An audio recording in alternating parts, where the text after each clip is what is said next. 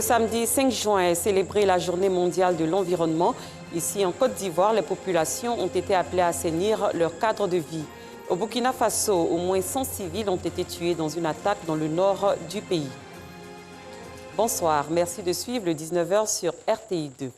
Le monde entier célèbre ce 5 juin la Journée de l'environnement, promulguée par la PNUE, Programme des Nations Unies pour l'environnement, et soulève régulièrement les questions essentielles de protection de l'environnement et ses conséquences sur la qualité de vie des populations ainsi que la survie de notre planète.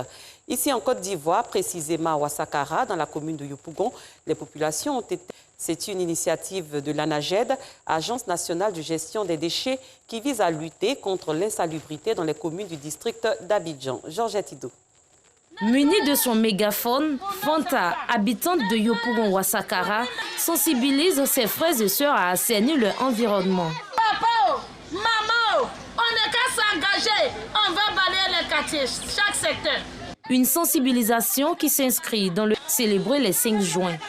C'est très important parce qu'on doit être propre.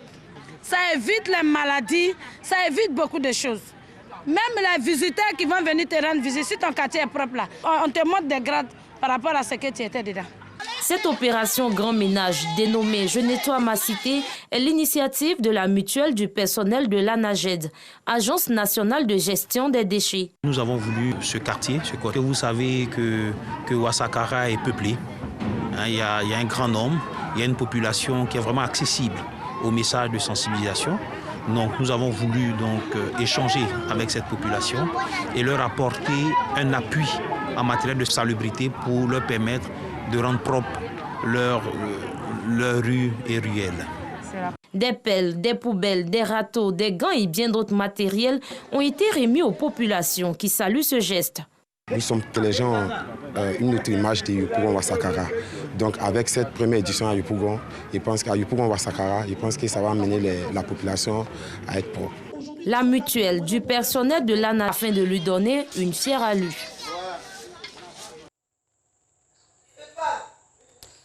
Dans le domaine de l'éducation, 70 élèves du lycée municipal ont été récompensés pour leur abnégation au travail. La cérémonie de prix s'est tenue jeudi dernier. Elle avait pour parrain le directeur général de la RTI, Fosséni Dambélé. Notez que c'est une initiative de l'association Leader de demain. Georgette Ido. Ils sont les meilleurs élèves du lycée municipal Williamsville dans la commune d'Adjamé. Travaillent à chaque demain. Elles vivent. De recevoir ce prix, car je sais que je l'ai mérité. Jouer à nos petits frères et aussi encourager nos petits frères car ils ont travaillé, ils méritent aussi d'être récompensés. Au nombre de 70, c'est par Fosséni Dambélé, directeur général de la RTI, est l'occasion pour lui d'exhorter ses élèves à bien faire. Aujourd'hui, nous avons pu voir avec beaucoup de satisfaction des élèves qui ont obtenu 15, 17 de moyenne dans un environnement qui n'est pas facile. C'est donc dire qu'avec un peu plus d'accompagnement, nous aurons de vrais génies qui sortent de ces établissements. Et son engagement à soutenir l'excellence en Côte d'Ivoire. Pour moi, l'excellence, c'est un combat de tous les jours.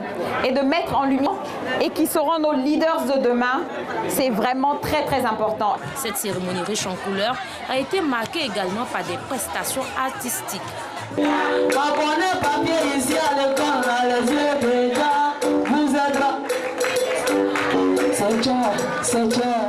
Créée en 2017, l'association Leader de demain compte étendre cette activité de promotion de l'excellence dans d'autres établissements d'Abidjan et de l'intérieur du pays.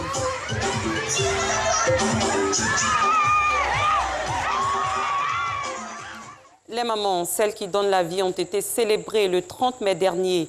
D'autres célébrations ont eu lieu après cette date. Rendons-nous dans les communes de Trècheville, Yoki et Arigné, et c'est avec nos différents reporters. La mutuelle des enseignants du groupe scolaire Pont Félix Houphouët-Boigny de Trècheville a organisé vendredi une cérémonie en hommage aux anciens enseignants du dit établissement.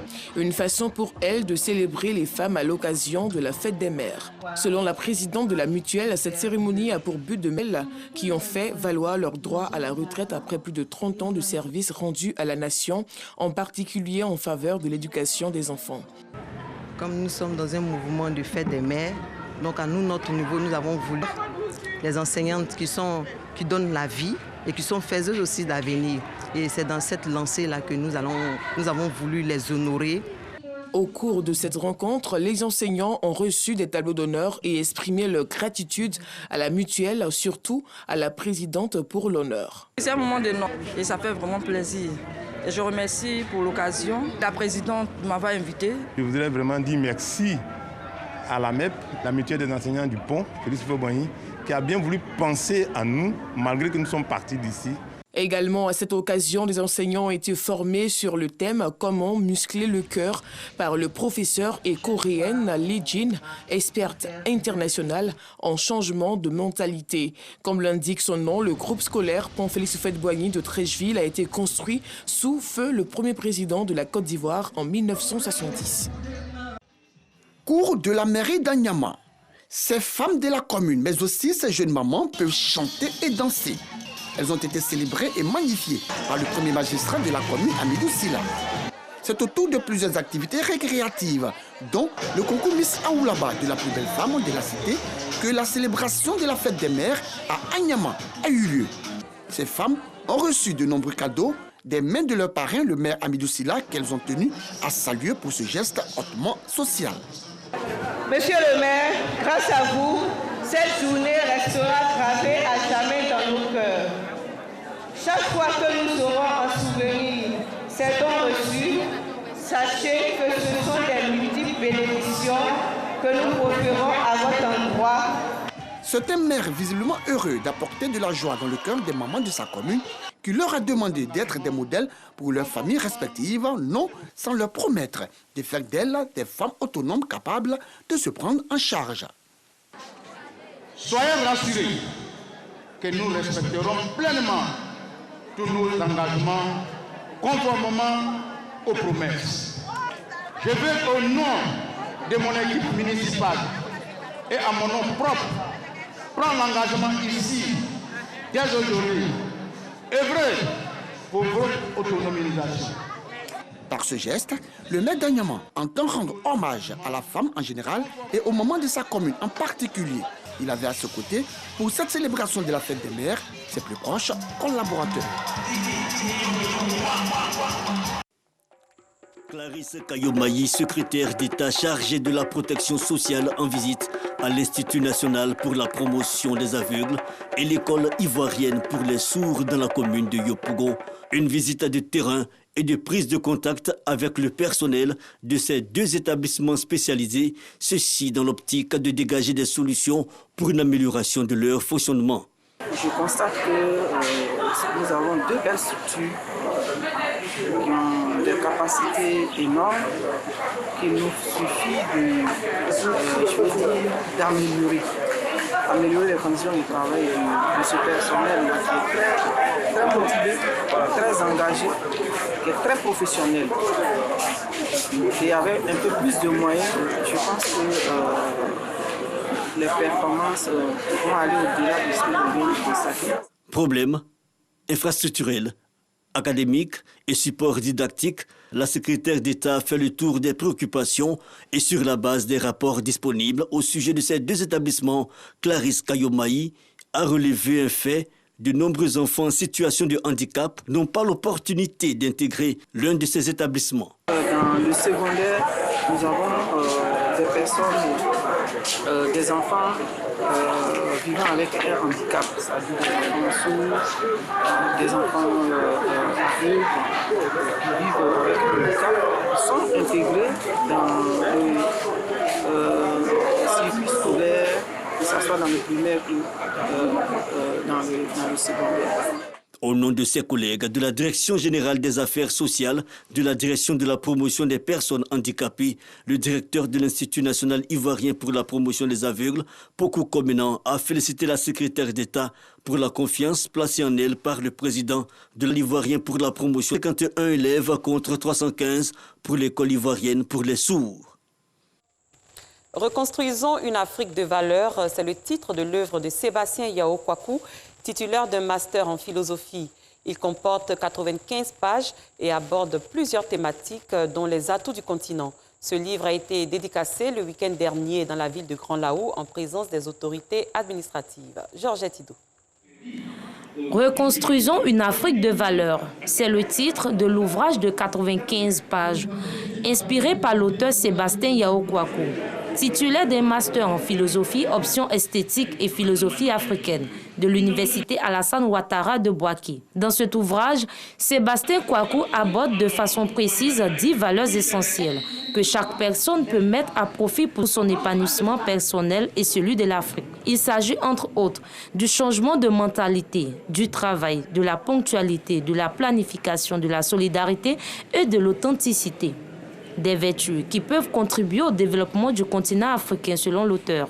En produisant cet ouvrage, je veux aider à stimuler, n'est-ce pas, la jeunesse africaine et même tous les Africains à prendre conscience du potentiel, n'est-ce pas, qu'ils ont et à faire exploser ce potentiel. Un continent compétitif, un continent rentable qui continuera non seulement d'inviter les autres nations, que n'importe quelle autre nation. Visée par l'auteur, la jeunesse ivoirienne en particulier et celle d'Afrique en général. Sébastien Kouakou exhorte cette frange de la population au dynamisme dans le travail et surtout à croire au potentiel du continent africain qui regorge beaucoup de potentiel humain pour son progrès. Pour les participants, cet ouvrage incite à une prise de conscience collective au profit des peuples africains. Le devenir de l'Afrique doit nous interpeller tous. Et nous devons mettre tout en œuvre, à chacun à son niveau, pour pouvoir apporter sa modeste contribution à l'édification de ce continent. Le thème développé par l'ouvrage est évocateur. À travers la lecture de cette œuvre, nous aurons un changement de mentalité de notre jeunesse. Parce que cette jeunesse-là tend vers la perdition. Et à travers la lecture de cette œuvre, nous aurons un changement profond. L'auteur est à féliciter. À l'étranger, au moins 128 morts, c'est le bilan encore provisoire de l'attaque la plus meurtrière qu'a connue le Burkina Faso depuis le début des attaques terroristes en 2015. Elle s'est produite dans la nuit du 4 au 5 juin dans le village de Solan, situé dans la région du Sahel, au nord du Burkina Faso. Les assaillants ont aussi incendié des habitations et le marché, un acte ignoble selon les mots du président Roch Marc Christian Kaboré, qui a décrété 72 heures de deuil national. Cette attaque massive a suivi après une autre menée tard vendredi soir sur un village de la même région, Tadariat, au cours de laquelle au moins 14 personnes, dont un supplétif civil, ont été tuées. Ces attaques surviennent une semaine après 2 autres attaques dans la même zone, au cours desquelles 4 personnes avaient péri. Et la France a décidé de suspendre les opérations militaires conjointes avec les forces maliennes, a annoncé jeudi le ministère des Armées après le récent coup d'État du 24 mai, et cela dans l'attente de garanties sur un retour des civils au pouvoir à l'issue d'élections prévues en février. Et sachez que la Côte d'Ivoire l'a emporté par 2-1 face au Burkina Faso. C'était ce samedi au stade des Bempé, ici à Abidjan. Cette édition est terminée. Merci de votre fidélité. Très bonne soirée. Je vous retrouve demain.